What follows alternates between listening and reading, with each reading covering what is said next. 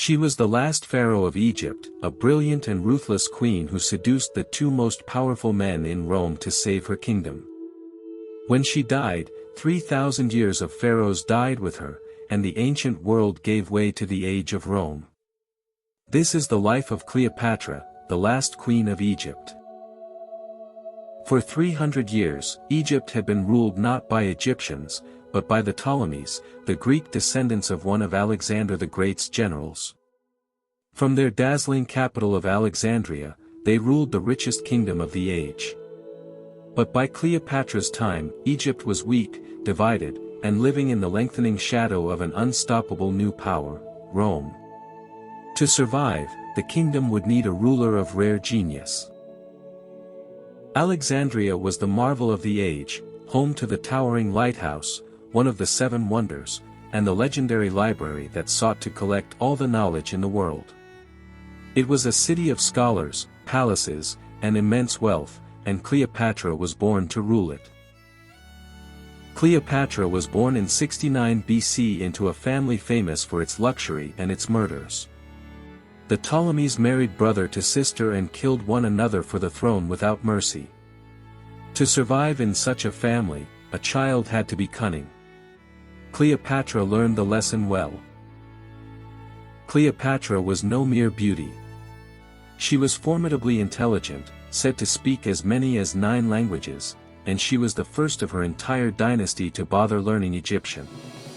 Ancient writers agreed, her real power lay in her wit, her charm, and the irresistible music of her voice.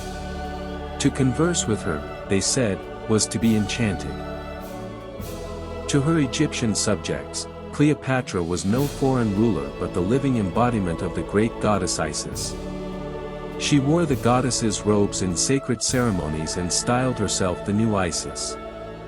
In a single person she bound together Greek cunning and the ancient divine majesty of the pharaohs, and her people loved her for it. When her father died in 51 BC, Cleopatra, just 18, became queen of Egypt. By custom she ruled alongside her younger brother, Ptolemy XIII, whom she was made to marry. But Cleopatra had no intention of sharing real power, and her brother's advisors had no intention of letting her keep it. The struggle turned violent. Her brother's faction drove Cleopatra out of Alexandria. But she did not flee into hiding. She raised an army on Egypt's border and prepared to fight her way back to the throne that was hers. Then the Roman Civil War crashed onto Egypt's shores. Pompey the Great, fleeing Julius Caesar after his defeat at Pharsalus, sought refuge with the Egyptian court. To win Caesar's favor, Cleopatra's brother had Pompey murdered the moment he stepped ashore. Days later, Caesar himself arrived in Alexandria in pursuit. He was disgusted by the murder of his old rival, and he took control of the royal palace. As the most powerful man in the world settled into her city, Cleopatra saw her one chance, and seized it. Unable to pass her brother's guards openly, Cleopatra had herself secretly carried into the palace, tradition says wrapped in a bundle of bedding, and presented to Caesar. The bold, brilliant young queen captivated the aging conqueror at once. By morning, she had won his protection, and his heart. Furious, Cleopatra's brother laid siege to Caesar and the queen in the palace quarter.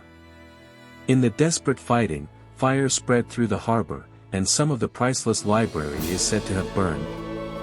At last Roman reinforcements arrived and broke the siege. Cleopatra's brother Ptolemy XIII drowned in the Nile as his beaten army fled, and the throne of Egypt was hers alone. Caesar placed Cleopatra firmly back on the throne of Egypt, now the unquestioned ruler of her kingdom. Soon after, she bore a son. She named him Caesar Ion, Little Caesar, and proclaimed to the world that he was the child of Julius Caesar himself. Cleopatra followed Caesar to Rome, living openly as his guest and mistress in his villa.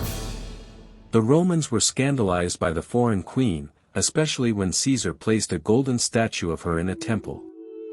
To many Romans, it seemed their hero was being seduced by a foreign queen into becoming a king, and the resentment against Caesar grew. Cleopatra was in the city the day he was killed. Then, on the Ides of March, 44 BC, Caesar was assassinated by his own senators. In an instant, Cleopatra's powerful protector was gone, and Rome dissolved into chaos. Exposed and in danger, the queen gathered her son and sailed home to Egypt. Back in Egypt, Cleopatra secured her grip on power with cold efficiency. Her remaining brother and co-ruler conveniently died, very likely poisoned on her orders. She then raised her infant son Caesar Ion to sit beside her as king. Now she ruled Egypt alone. In Rome, two men rose from Caesar's ashes to rule, his young heir Octavian, who took the west, and his loyal general Mark Antony, a bold and charismatic soldier who took command of the wealthy east. And the east meant Egypt, and its queen. When Antony summoned Cleopatra to answer for her loyalty, she turned the meeting into a spectacle. She sailed up the river to Tarsus on a barge with a gilded stern and purple sails, reclining beneath a golden canopy, dressed as the goddess of love, while attendants fanned her and burned sweet perfumes. Rather than answer to him, she made him come to her. Antony, it was said, never had a chance. Antony followed Cleopatra back to Alexandria and spent the winter in her court, in feasting and pleasure. Their bond was love, but it was also a hard bargain, her boundless wealth and grain to feed his armies, his Roman legions to defend her throne.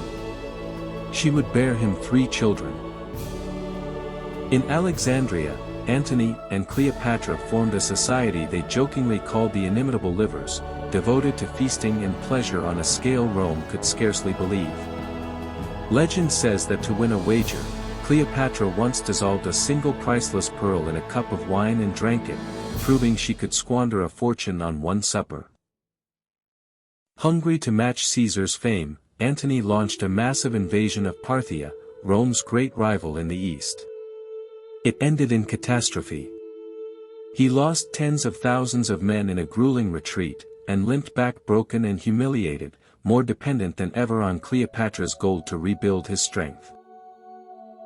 To ease his rivalry with Octavian, Antony married Octavian's own sister, the noble Octavia. But Antony's heart was in Egypt. He soon abandoned Octavia and returned openly to Cleopatra. It was a public humiliation of Octavian's family, and it would not be forgiven. In 34 BC, in a dazzling public ceremony, Antony handed great swathes of Roman and Eastern territory to Cleopatra and her children. He declared Caesar Ion to be the true and legitimate son of Julius Caesar, a direct challenge to Octavian himself. When word reached Rome, the city was outraged. Cleopatra now took the grand title Queen of Kings. Her children by Antony were proclaimed rulers of vast eastern lands, her son Alexander Helios, the sun, and her daughter Cleopatra Selene, the moon, were each handed kingdoms. To Rome, it looked as though Antony meant to carve up its hard-won empire as gifts for an Egyptian dynasty. Octavian seized his chance. He unlawfully published Antony's will, claiming it proved Antony had become the slave of a foreign queen, a man who would hand Rome itself to Egypt. He painted Cleopatra as a monstrous seductress bent on destroying Rome. Then he declared war, not on Antony, but on Cleopatra. Both sides now gathered for a final reckoning. Funded by Egypt's vast treasury, Antony and Cleopatra assembled an enormous fleet and summoned the client kings of the east. Against them, Octavian rallied Italy and the western provinces, casting the war as Rome itself against a foreign queen. The entire Roman world was dragged into the conflict. The two sides met in 31 BC off the coast of Greece, at Actium.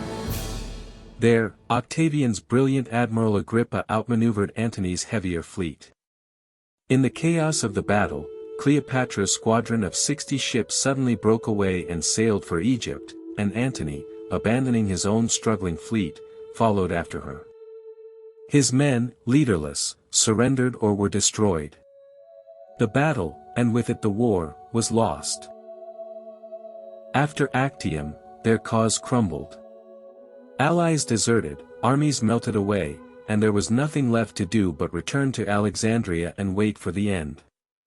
Within a year, Octavian and his legions marched into Egypt itself. Octavian's legions marched at last to the gates of Alexandria.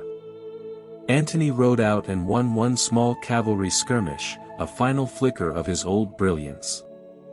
But at dawn the next day, his remaining fleet and cavalry deserted to the enemy without striking a blow. Betrayed and abandoned, Antony knew the end had come. As Octavian closed in, Antony's last troops abandoned him. Then a false report reached him that Cleopatra was already dead. In despair, Antony fell on his own sword. He did not die at once, and was carried to Cleopatra, where he died in the arms of the queen he had given up everything to be with. Cleopatra was now Octavian's prisoner. She learned that he meant to drag her through the streets of Rome in chains, the trophy of his triumph. She would not allow it. She dressed in her royal robes and took her own life, tradition says by the bite of an asp, a venomous cobra. She was 39 years old. Octavian showed no mercy to her bloodline. Caesar Ion, the boy who might one day claim Caesar's name, was hunted down and killed. With Cleopatra's death ended the Ptolemies, the last of Alexander's successor kingdoms, and 3,000 years of Egyptian pharaohs. Egypt was swallowed whole, becoming the personal possession of Octavian, its endless grain now feeding the city of Rome. Octavian returned home in triumph, and soon took the name by which we know him, Augustus, the first emperor of Rome. History was written by her enemies, and they reduced her to a scheming temptress. But Cleopatra was far more, a shrewd and capable ruler, fluent in the arts of power, who held the might of Rome at bay for over 20 years through sheer wit and will. She was the last pharaoh, and the last great monarch of the ancient world. 2,000 years later, the world has still not forgotten her name. She charmed Caesar, captivated Antony, and fought to the last for a kingdom 3,000 years old. Cleopatra, the last pharaoh, a legend of power. Follow for more of history's greatest leaders.